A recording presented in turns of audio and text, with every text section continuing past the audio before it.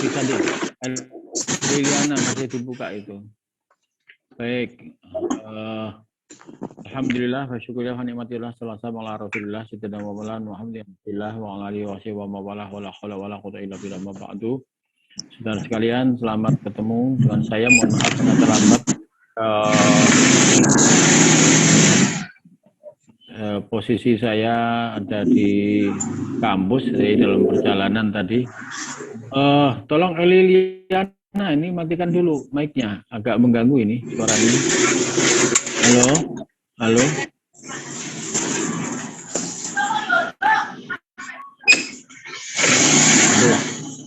Liliana, ini masih dibuka mic-nya, tolong dimatikan.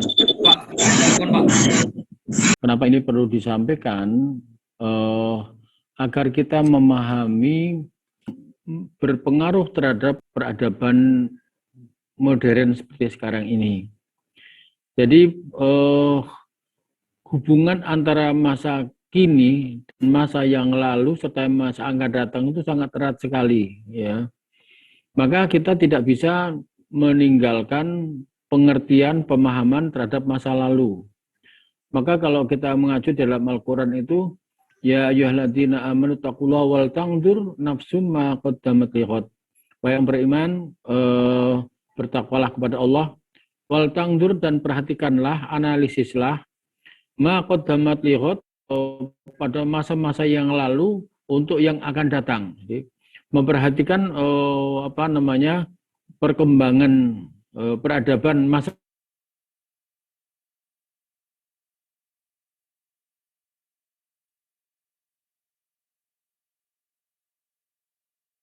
lalu.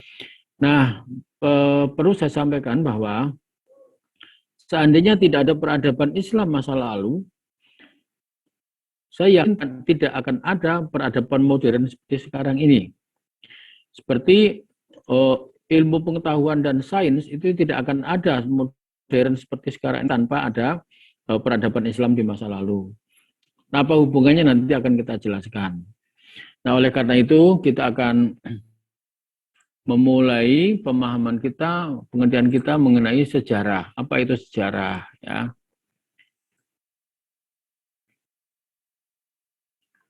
Nah, sejarah itu merupakan kata seran yang berasal dari bahasa Arab sajaroh. Sajaroh itu artinya pohon. Pohon itu terdiri atas ada akar, ada batang, ada ranting, ada daun, ada bunga, ada buah. Artinya aspek-aspek pohon itu sangat detail sekali, ya. Belum lagi unsur-unsur yang terdapat di dalam daun. Kenapa dia bisa hidup? Apa fungsi daun itu apa? Fungsi bunga itu apa? Fungsi buah apa? Jadi sebuah catatan detail tentang suatu pohon dan segala sesuatu yang dihasilkan. Itu pengertian sejarah atau sajaroh, itu berarti pohon. Oleh karena itu, sejarah yang dimaksud secara umum adalah catatan detail dan lengkap tentang segala sesuatu. Kalau Anda ingin sejarah, maka kita dari sekarang sudah membuat catatan detail kapan kita dilahirkan, siapa orang tua kita, di mana belajar dan sebagainya. Kemudian hasil-hasil kita belajar itu apa yang bisa dihasilkan dari pemikiran kita, itu tercatat semua secara rinci. Nah, kapan kita menikah, punya anak berapa dan sebagainya, itu catatan-catatan sejarah. Tapi secara individu barangkali kita jarang mempunyai catatan-catatan lengkap itu kan. Nah, kemudian kebudayaan. Kebudayaan itu apa? Berasal dari kata budi dan daya atau budidaya, yang berarti sebuah upaya menghasilkan dan mengembangkan sesuatu agar menjadi lebih baik dan memberikan bagi hidup dan kehidupan. Kebudayaan itu hasil dari pemikiran manusia yang nanti kelak akan menjadi sebuah peradaban. Misalnya tulisan itu atau huruf itu adalah hasil kebudayaan manusia. Ini Isman Tayyah ini Kenapa? Mau ada tanya? Kok memberikan lambean, kode lambean? Itu dari tadi, Prof. Itu Oh sebelum masuk. gitu. Iya. Oh ya, pencet saja berarti ya. Baik, huruf atau tulisan itu adalah hasil kebudayaan. Misalkan yang kita sekarang ini adalah huruf Latin. Kebudayaan mana ini? Kebudayaan dari zaman Yunani. Ada alfa, beta, Charlie, delta, atau A, B, C, D, sampai Z. Yang kita kenal ini adalah huruf Latin. Huruf itu adalah simbol dari suara, simbol suara, gitu kan? Maka masing-masing kelompok masyarakat, suku, etnis, bangsa itu buat sebuah simbol tersendiri sebagaimana yang mereka ucapkan.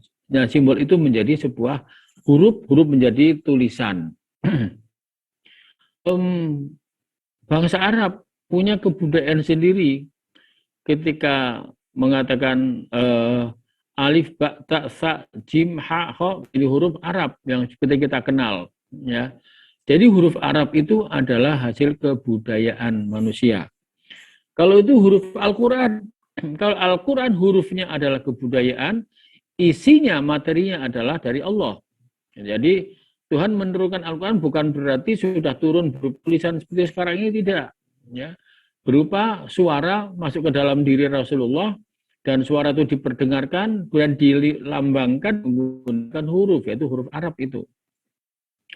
Dan tiap-tiap suku bangsa ada tulisannya. Huruf Jawa ada Hono, Coroko, Dot, Polo, itu ada huruf Arab sendiri. Atau huruf Sunda sama dengan huruf Jawa. Di Bali juga sama, hurufnya sama. Lampung juga ada aksara sendiri, aksara Lampung, ada Kaganga dan sebagainya. Orang Cina juga punya huruf tersendiri. Nah, itu ada hasil kebudayaan. Kemudian busana yang kita pakai itu juga kebudayaan. Kalau orang Arab busananya menggunakan gamis, warnanya putih, kalau enggak hitam. Kalau perempuan pakai warna hitam, pakai kepiah yang ada di kepala itu kebudayaan. Nah, orang Cina pakai budaya kerah Shanghai, ditiru oleh orang Islam Indonesia menjadi baju koko. Nah, koko itu juga kebudayaan Cina, tapi menjadi bagian Muslim Indonesia. Orang Indonesia pakai sarung, itu budaya, kebudayaan. Nah, itu ya. Jadi semua yang dipergunakan oleh suatu suku bangsa itu ada hasil budaya. Jadi kebudayaan artinya segala upaya yang dilakukan oleh umat manusia menghasilkan dan mengembangkan sesuatu, baik yang sudah ada maupun yang belum ada, agar memberikan manfaat bagi kehidupan manusia. Budayaan itu adalah memberikan manfaat. Kalau kebudayaan modern sekarang kita menggunakan HP. Anda kuliah dengan online, ini adalah bagian dari kebudayaan ini, budayaan, dan jadi peradaban. Tapi budayaan Indonesia modern. Dulu kita mengirimkan uang antar wilayah menggunakan wesel. Sekarang dengan perkembangan canggih nggak ada lagi wesel.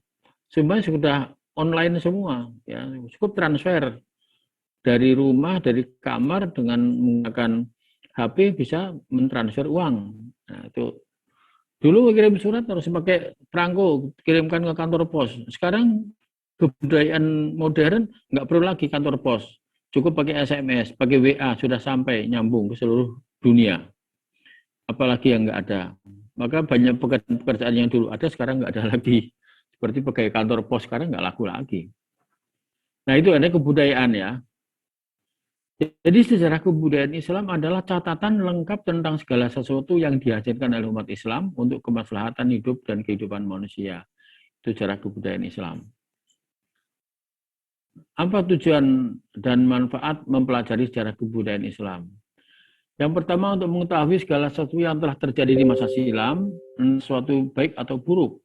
Kemudian hal itu menjadi cermin dan teladan bagi kita dalam menjalani hidup dan kehidupan untuk menggapai kebijakan. Ini mempelajari masa lalu adalah untuk diambil sebagai kebijakan ya bagi kita manusia sekarang ini. Yang kedua, untuk mengetahui kebudayaan yang dihasilkan oleh umat Islam dalam sejarah peradaban manusia. dan sumbangsihnya bagi kehidupan manusia. Perlu kita ketahui bahwa peradaban modern ini, ya tadi sudah saya singgung, tidak bisa dilepaskan dari peradaban masa lalu umat Islam. Apa sih sumbangsih umat Islam? Seandainya tidak ada peradaban Islam, itu kebudayaan Islam masa lalu, tidak akan ada perkembangan sains modern seperti sekarang. Sains modern itu berakar dari apa? Akar utamanya adalah matematika. Dan matematika itu siapa yang menciptakan? Bukan orang Barat. Matematika itu adalah orang Islam. Yaitu kalau kita kenal adanya angka Arab. Yang angka kita pakai 1, 2, 3, 4, 5, 6, 7, 8, 9, 0. Itu adalah angka Arab. Coba kita lihat angka Barat. Di angka Romawi yang dikenal. 1, 2, 3, 4, 5 dengan kode-kode semacam itu. Bisa enggak menghitung setengah? 2/3, 4/5, 0, sekian, angka desimal enggak ada di dalam angka Romawi. Ya kan? Yang ada hanya di angka Arab yang kita pakai sekarang ini. Itu berapa simpelnya. Loh, kenapa ada angka Arab?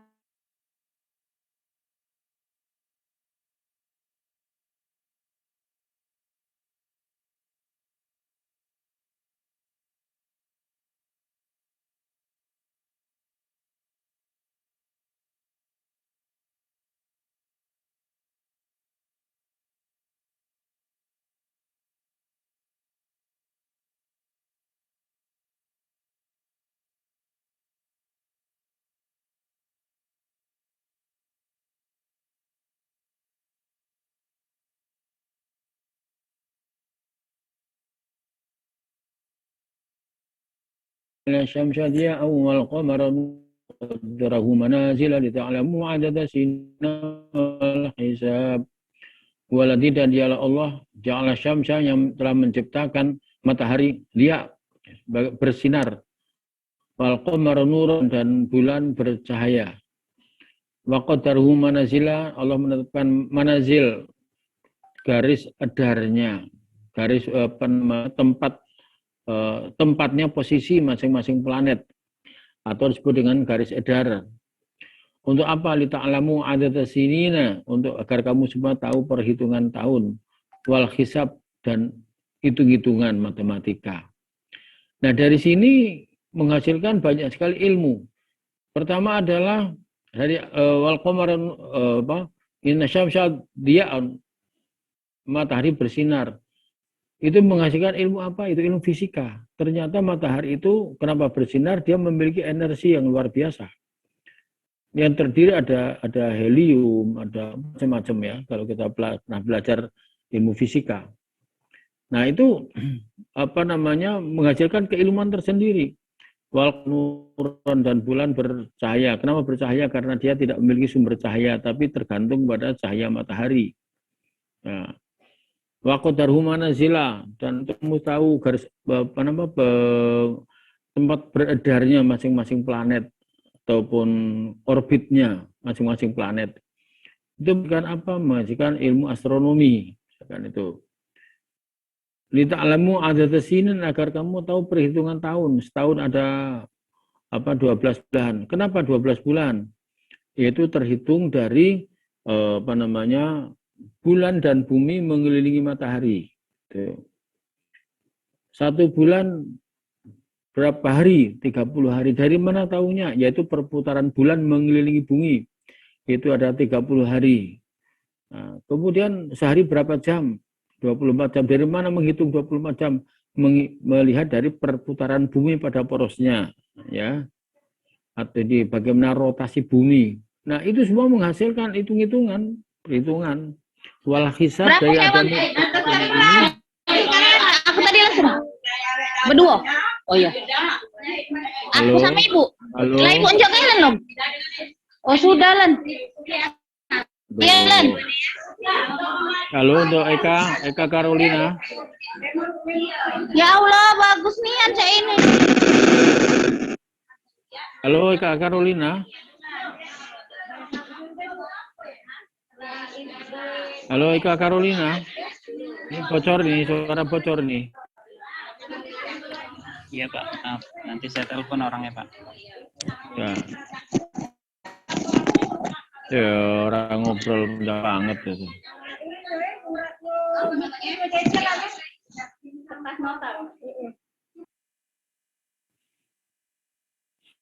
Oke, sudah.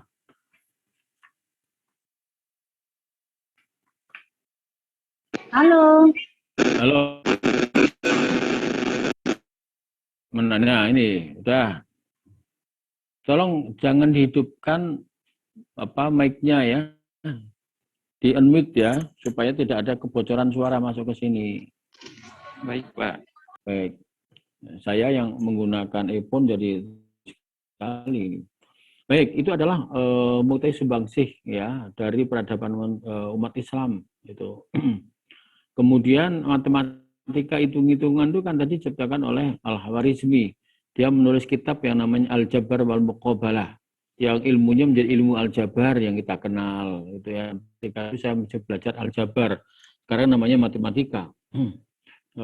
Ada algoritma dan sebagainya. Nah, ada kurs yang spesial dalam matematika itu ya,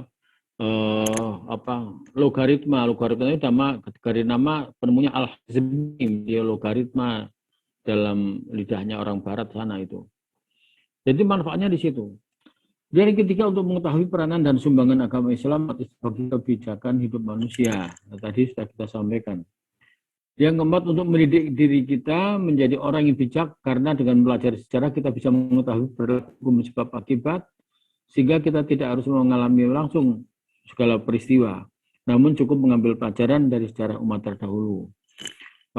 Bagaimana dulu umat Islam pernah berjaya di permukaan bumi selama lebih dari 700 tahun. Kemudian umat Islam karena sibuk di dalam urusan politik sampai menjadi lemah, diserang oleh negara lain seperti pada masa kekhalifahan Bani Umayyah, Bani Abbasiyah, diserang oleh tentara Mongol. Akhirnya kita lemah sehingga bisa dikalahkan. Begitu pula umat Islam menjadi besar di Eropa, di Cordoba atau di Spanyol. Tapi karena kemudian beberapa tahun kemudian para pemimpinnya sibuk rebutan jabatan politik, akhirnya lemah, kemudian diserang oleh tentara Kristen di Spanyol, ya dipimpin oleh Ratu Isabella. Akhirnya orang-orang Islam terusir dari tanah Spanyol.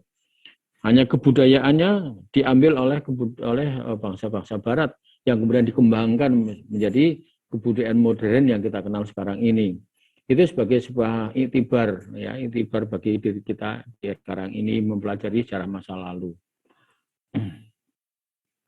Nah ini gambar tentang Jazirah Arab, ya wilayah mulai dari Yaman, Hadramaut, Oman, terus Irak, Arabia ada di sini, Mekah, Madinah, ini ada Mesir di sebelah sini. Nah Islam dulu pada awalnya pada masa Rasulullah masih sekitar ini saja. Tapi kemudian berkembang menjadi wilayah Hijaz menjadi masuk Islam, Mesir masuk Islam, kemudian ke arah timur Iran, di Irak, di Iran, ya, di Iran di sini sampai Afghanistan, semua menjadi wilayah Islam semua.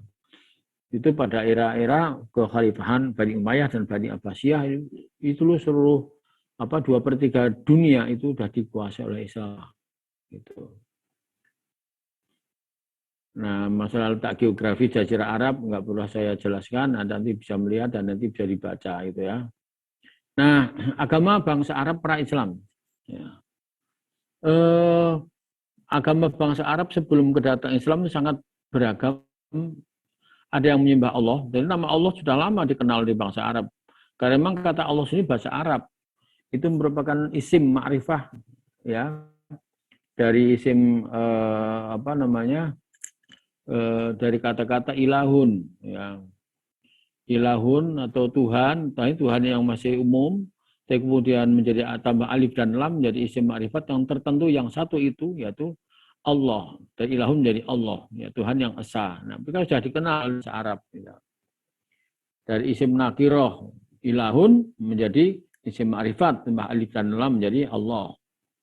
Tapi ada juga bangsa Arab yang menyembah matahari, menyembah bulan, menyembah bintang. Ya seperti pada zaman kerajaan Sabak di Yaman Selatan itu pada masa Nabi Sulaiman, Ratu Balqis itu menyembah matahari. Bahkan ada menyembah patung Dapi. Yang menyembah patung itu di era zaman pra Rasulullah itu ada 360 buah patung. Ada Hubal, ada Lata, Manata, dan sebagainya itu yang di sekitar Ka'bah, 360 patung. Yang menyembah api juga ada, yaitu bangsa Persia, ya, agamanya namanya agama Zarathustra. Mereka menyembah api itu dalam bahasa Arab anar. Kemudian api tersebut ditaruh di tempat yang tinggi, ya, di tower lah, tempat yang tinggi. Nah, tempat yang tinggi untuk menaruh api itu namanya manaroh. Manaroh adalah tempat menaruh api. Nah, kemudian di era Islam, manarohnya itu dihilangkan apinya, tapi manarohnya tempat apinya dipertahankan, itu menjadi menara masjid, kan? Itu makanya bahwa kebudayaan Islam itu juga menserap dari kebudayaan lain. Kemudian selain agama-agama lokal, ada juga yang mereka yang beragama Nasrani dan Yahudi, yaitu orang-orang Arab yang menganut agama Yahudi keturunan dari Bani Israel, dan juga agama Nasrani yang dibawa oleh Nabi Isa alaihissalam. Ya. Ya tadi patung di sekitar Ka'bah ada 360. Oke. Nah, peradaban bangsa Arab pra-Islam itu sering disebut peradaban jahiliyah. Apa itu jahiliyah? Jahiliyah itu adalah kata-kata jahlun. Jahlun itu bodoh. Mereka itu tidak bisa menggunakan logika berpikirnya. Mereka hanya mengikuti itu saja cara-cara nenek moyang. Ya. Dan rusaknya moralitas yang tidak ada nampak kebudayaan yang positif. Maka disebut jahiliyah. Atau era kebodohan, kebobrokan. Namanya orang yang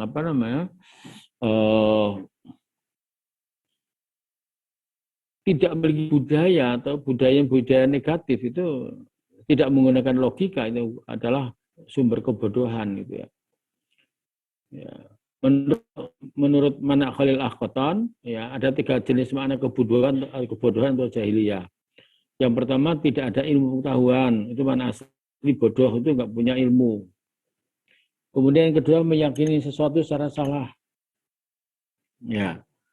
Bahwa akhirat itu enggak akan ada lagi, itu salah. Kemudian Tuhan yang Maha Esa itu Tuhan yang satu, mereka simbolkan dalam bentuk patung-patung, itu kan salah, gitu ya. Kemudian yang ketiga, mengerjakan sesuatu yang dengan menyalahi aturan atau tidak mengerjakan yang sudah dia kerjakan. Banyak sekali hal-hal yang seperti menikah atau kawin dengan sekian banyak perempuan. Itu ada tradisi-tradisi Arab, ya. Tradisi Arab. Nah, masyarakat jahiliyah tidak merujuk pada kurun waktu tertentu, melainkan satu kondisi masyarakat. Dalam bidang pengetahuan dan peradaban, sesungguhnya masyarakat Arab tidak bisa disebut jahiliyah, itu bodoh, dalam pengertian barbar dan primitif. Namun banyak perilaku mereka memiliki pengetahuan positif yang dihasilkan mereka, yang kemudian dipelihara oleh Islam. Misalnya dalam penghormatan tamu, orang Arab itu sangat-sangat menghormati tamu. Jadi kalau kamu pergi haji, sudah sampai Mekah, beberapa minggu di sana, jangan khawatir nggak dapat, mesti ada yang ngasih makan. Siapa itu? Ya orang-orang Mekah, Madinah sendiri, mereka suka berderma. Itu kan menunjukkan tingkat kedermawanan yang tinggi. Menepati janji, itu mereka sangat menjunjung tinggi itu. Bersahaja, kepribadian bersahaja, wajar-wajar atau egaliter. Nah, yang dimaksud masyarakat jahiliyah sebelum datangnya Islam adalah keseluruhan masyarakat yang memenuhi nilai-nilai fitrah yang sudah dibawa oleh para rasul membawa risalah tauhid. Kita tahu bahwa Agama yang dibawa para rasul itu ada agama tauhid, agama tauhid semua. Akan tapi kemudian oleh umatnya banyak diselewengkan itu. Dwi Arisandi tolong dimatikan. Iya, Pak. Itu punya Dwi Arisandi itu, suaranya agak masuk.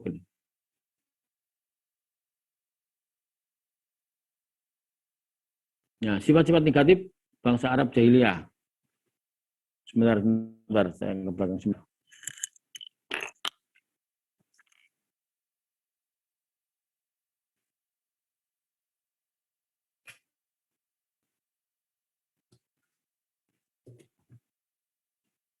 Dijaga unmute-nya. Kayaknya beliau lumayan sensitif ini.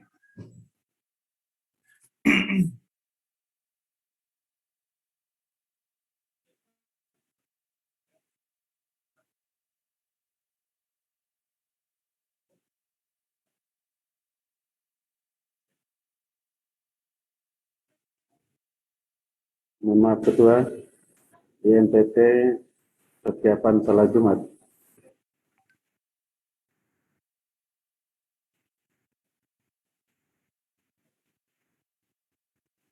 Halo Ketua. Ya Pak, tadi dikabarin Pak. Pak Nasir. NTT persiapan salat Jumat. Bisa di WA saja, Pak, untuk koordinasinya.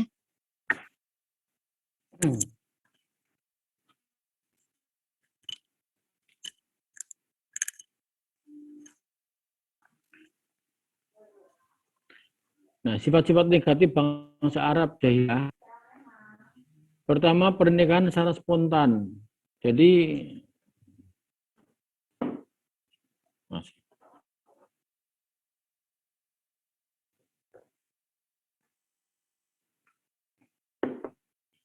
kalau ada laki-laki cowok menginginkan naksir dengan seorang cewek, dia cukup datang kepada walinya atau orang tua si perempuan tersebut, langsung bawa mas kawin, hari itu dia minta dinikahkan. Si cewek itu walaupun baru kenal saat itu, nggak boleh menolak. Kalau mau harus nurut. Itu pernikahan secara spontan, jadi nggak ada pacaran model orang Arab itu. Karena perempuan itu adalah hak milik sepenuhnya wali. Yang kedua, laki-laki bisa mendatangi wanita sesuka hatinya. Ya, terutama di pada wanita.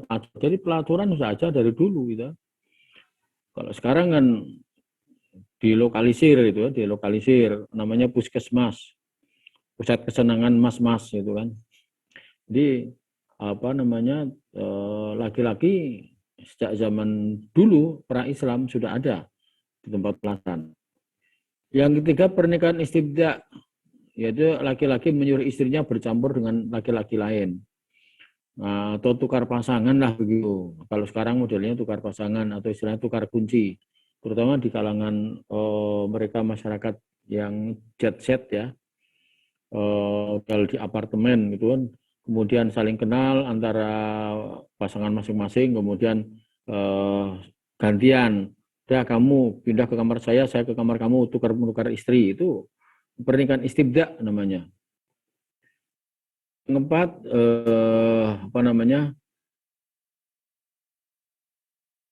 tradisi laki perempuan berperang bersama-sama.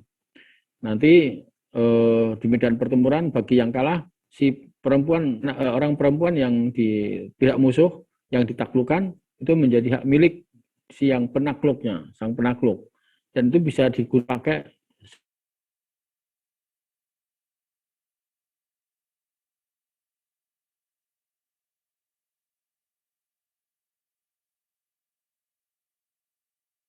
poligami, dan poligami tanpa ada batasnya.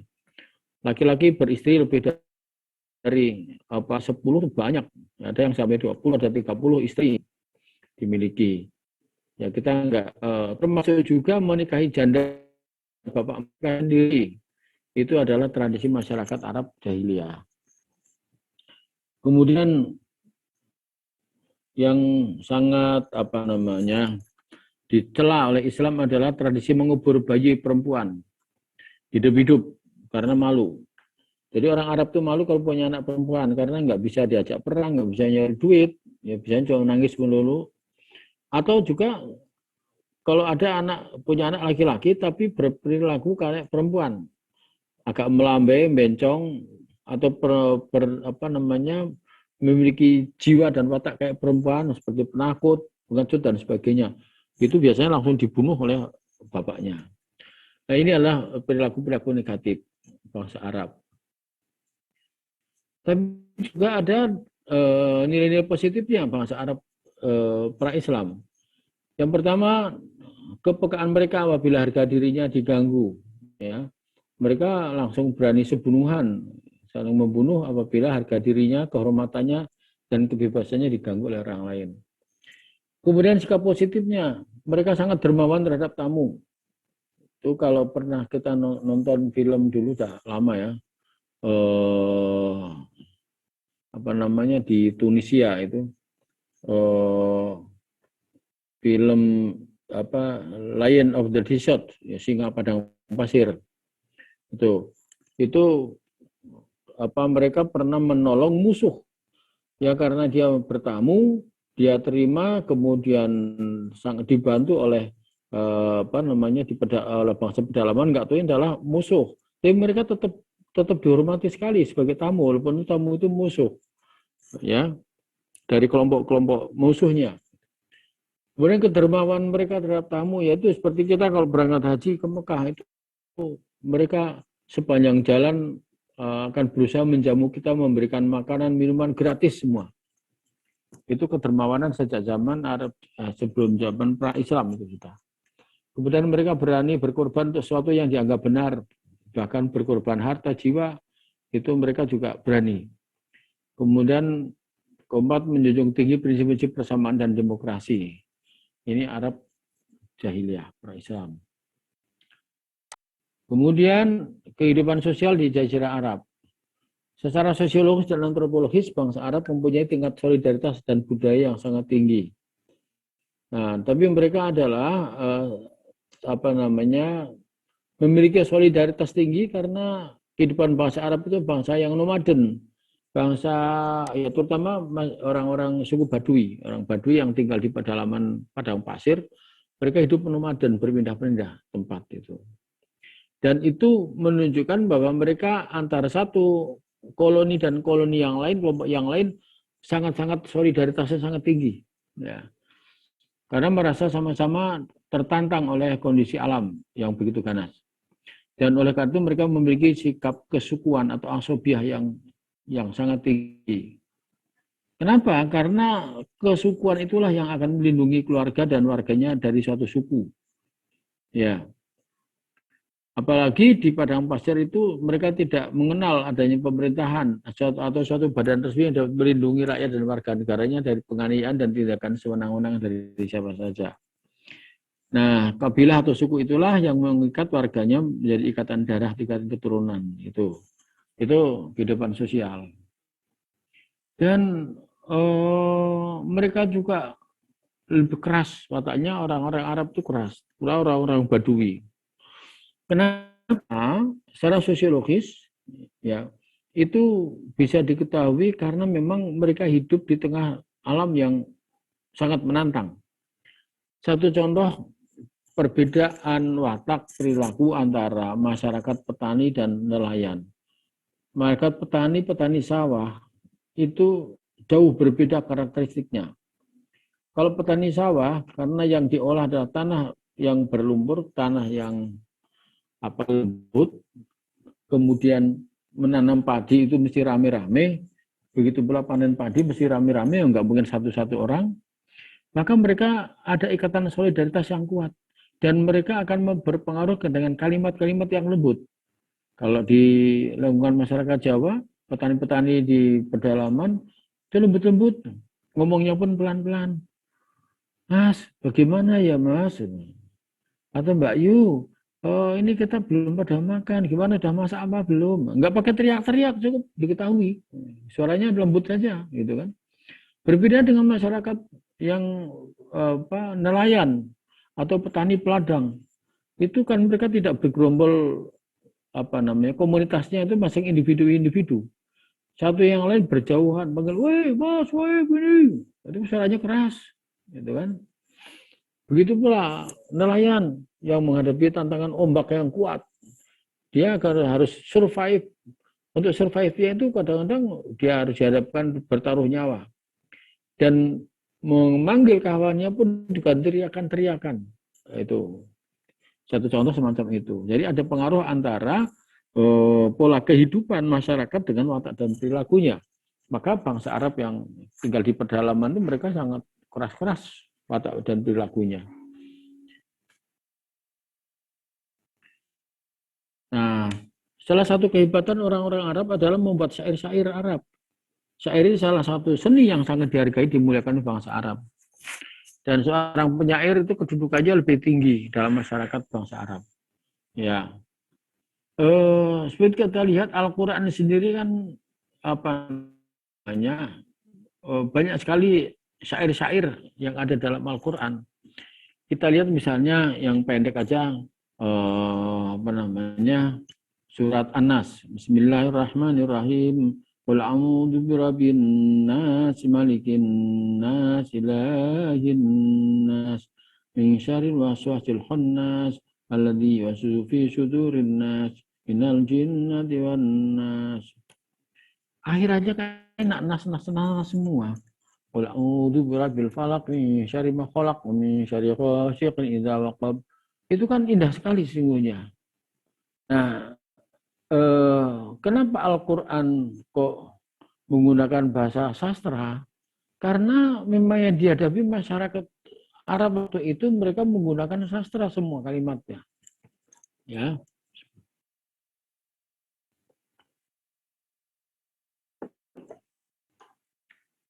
Oke, lanjut. Kehidupan politik. Ya. Model organisasi politik bangsa Arab lebih didominasi oleh kesukuan, asobiah, model kabilah. Kepala sukunya disebut syekh, ya. Tuh, syekh dipilih oleh suku yang lebih tua, biasanya dari anggota yang masih memiliki hubungan famili. Syekh tidak berwenang memaksa serta tidak dapat membebankan tugas-tugas atau mengenakan hukuman. Hak dan kewajibannya melekat pada warga suku secara individual, serta tidak mengikat pada warga suku lain. Jadi orang-orang Arab dari aspek politik mereka termasuk orang-orang yang sangat-sangat egaliter dan mereka memilih pemimpin mereka menjadi sebagai dengan sebutan syekh, syekh.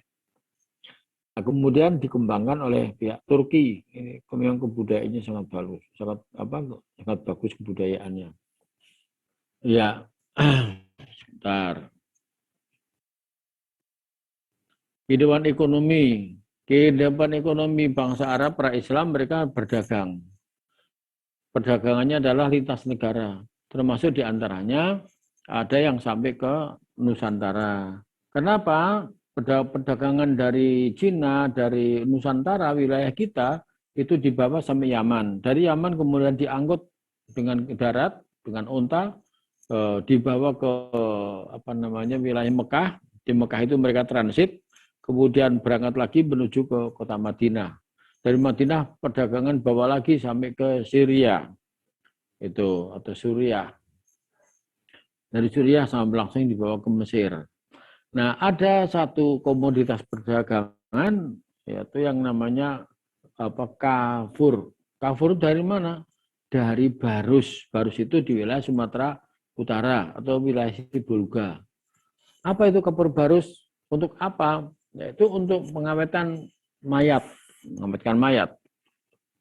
Dan kafur barus itu diperoleh dari apa? Di Sumatera Barat itu dari getah tanaman. Dari getah tanaman. Yang baunya sangat harum. Oleh karena itu, kata-kata kafur barus maksudnya, itu diabadikan dalam Al-Quran. Misalkan Bismillahirrahmanirrahim. Innal abrara yashrabuna min ka'sin kana mizajuha kafura. Surat Al-Jin. Ya. Jadi innal abrara yashrabuna, orang-orang yang berbuat kebajikan itu mereka di akhirat nanti akan minum mingka singkana mizajuka kafuro, dari gelas ya, yang tidak pernah membosankan dan sekali minum adem rasanya. Itu air kapur.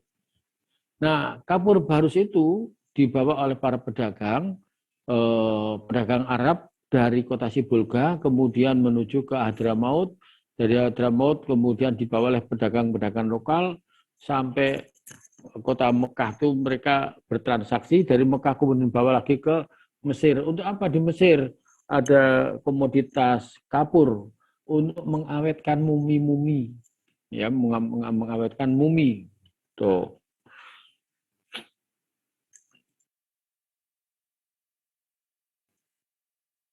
Bentar, boleh dibaca dulu ya. Ada mau masuk ini.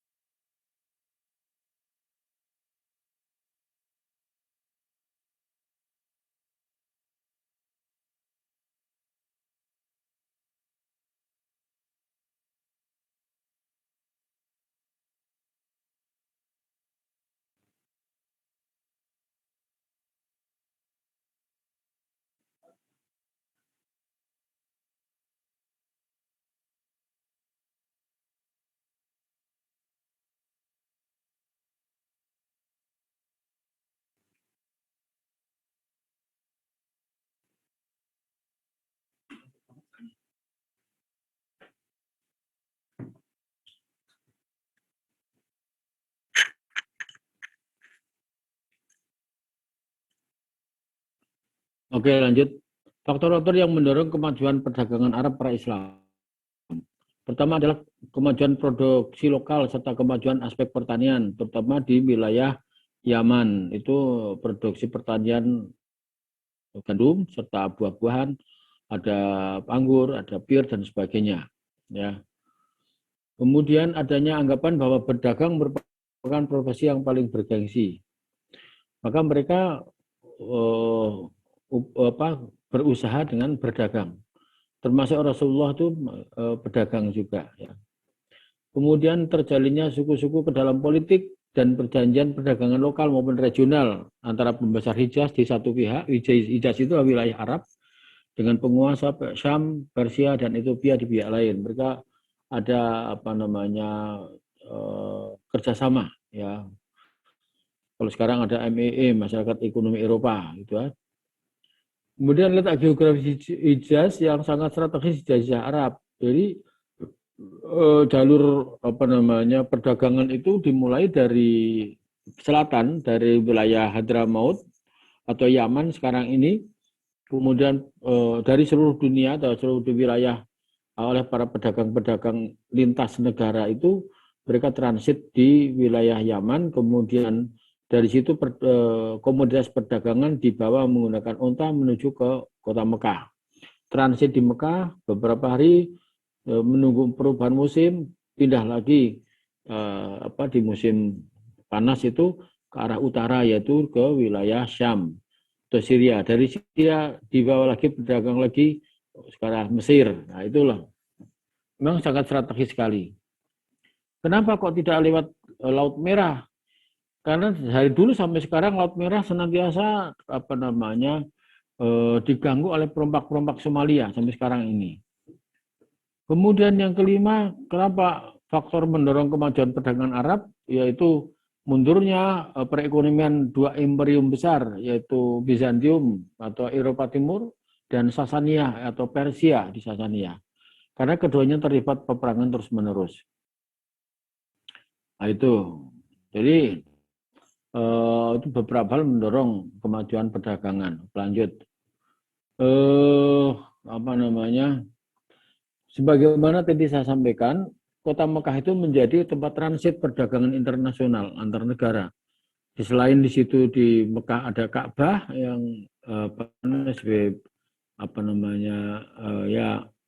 tempat peribadatan lah pra-Islam, ya. Tapi juga menjadi di kota Mekah menjadi pusat bisnis, ya seperti sekarang ini lah. Lanjut,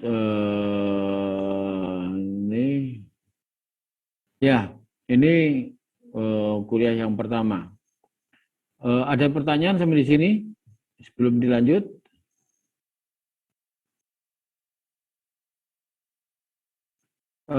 Untuk sementara kita off kira-kira 1/4 jam ya, karena saya akan mengisi seminar proposal dulu sebentar ya, kira-kira 15 menit dan kita masuk lagi.